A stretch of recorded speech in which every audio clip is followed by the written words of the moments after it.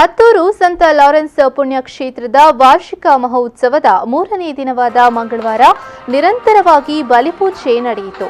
ಸಾವಿರಾರು ಭಕ್ತಾದಿಗಳು ಪಾಲ್ಗೊಂಡು ಸಂತ ಲಾರೆನ್ಸರಿಗೆ ವಂದನೆ ಸಲ್ಲಿಸಿ ಭಕ್ತಿ ಮೆರೆದರೆ, ಇನ್ನೊಂದು ಕಡೆ ಸಂತ ಲಾರೆನ್ಸರ ಪವಾಡ ಮೂರ್ತಿ ಸ್ಪರ್ಶಿಸಿ ಕೃತಾರ್ಥರಾಗುತ್ತಿರುವುದು ಕಂಡುಬಂತು.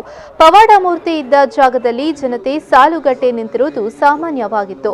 ಪವಿತ್ರ ಪುಷ್ಕರಣಿಯ ನೀರು ಪಡೆದು ಭಕ್ತರು ಪುನೀತರಾಗುತ್ತಿದ್ರು.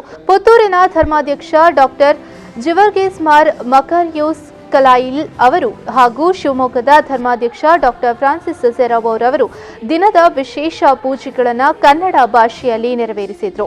ಎಂದಿನಂತೆ ಅಸ್ವಸ್ಥರಿಗಾಗಿ ವಿಶೇಷ ಪೂಜೆಗಳನ್ನು ನಡೆಸಿದ್ದಲ್ಲದೆ ಗುರುಗಳು ಹಾಗೂ ಸೇವಾದರ್ಶಿಗಳು ಸಕಲ ಭಕ್ತಿಗಳ ಶಿರದ ಮೇಲೆ ಹಸ್ತವಿಟ್ಟು ಆಶೀರ್ವದಿಸಿದ್ರು. ಈ ಸಂದರ್ಭದಲ್ಲಿ ರಾಜ್ಯಸಭಾ ಸದಸ್ಯ ಆಸ್ಕರ್ ಫರ್ನಾಂಡಿಸ್, ಮಾಜಿ ಸಚಿವರಾದ ವಿನಯ್ ಕುಮಾರ್ ಸೊರಕೆ, ರಮಾನಾಥ್ ರೈ, ಪ್ರಮೋದ್ ಮಧ್ವರಾಜ್, ಐವನ್ ಡಿಸೋಜಾ ಇತರ ಗಣ್ಯರು ಪುಣ್ಯಕ್ಷೇತ್ರಕ್ಕೆ ಭೇಟಿ ನೀಡಿ ಸಂದರ್ಭದಲ್ಲಿ ಉಡುಪಿ ಕ್ಷೇತ್ರದ ಧರ್ಮಾಧ್ಯಕ್ಷರಾದ ಬಿಷಪ್ ಜೆರಾಲ್ಡ್ ಐಸಾಕ್ ಲೋಬೋ ಆತ್ಮೀಯವಾಗಿ ಬರಮಾಡಿಕೊಂಡರು.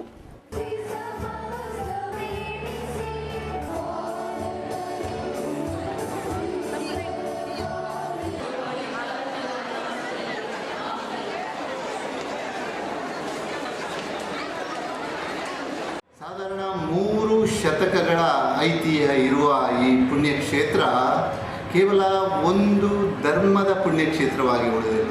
ನಿಜ ಸ್ಥಿತಿಯನ್ನು ನೋಡಿದರೆ ಇಲ್ಲಿಗೆ ಭೇಟಿ ನೀಡೋ ಕ್ರೈಸ್ತರ ಸಂಖ್ಯೆಗಿಂತ ಇತರ ಧರ್ಮೀಯರ ಸಂಖ್ಯೆ ಬಹಳ ದೊಡ್ಡದು. 300 ವರ್ಷಗಳ ಚರಿತ್ರೆ ಈ ಒಂದು ಕ್ಷೇತ್ರಕ್ಕೆ ಇದೆ.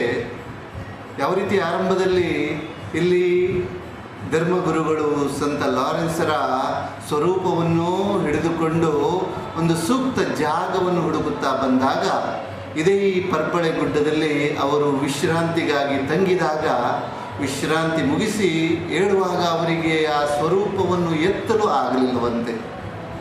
ಅದರಿಂದ ಅವರು ನಿರ್ಧರಿಸಿದರು, ಇದೇ ಸೂಕ್ತವಾದ ಜಾಗ, ಸಂತ ಲಾರೆನ್ಸರಿಗೆ ಒಂದು ದೇವಾಲಯವನ್ನು ಕಟ್ಟಲು. ಬಹಳಷ್ಟು ಅನ್ಯ ಧರ್ಮೀಯರು ಇಲ್ಲಿ ಸಂತ ಲಾರೆನ್ಸರನ್ನು ದೈವ ಸ್ವರೂಪಿ, ಅವರಿಂದ ಬೇಡಿದ, ಅವರ ಮೂಲಕ ಬೇಡಿದ ಎಲ್ಲ ಅವಶ್ಯಕತೆಗಳು ದೊರಕುತ್ತವೆ, ಕೋರಿಕೆಗಳು ನೆರವೇರುತ್ತವೆ ಎಂಬ ನಂಬಿಕೆಯಿಂದ ಆದಿಯಿಂದಲೂ ಇಲ್ಲಿಗೆ ಬರ್ತಾ ಇದ್ದಾರೆ.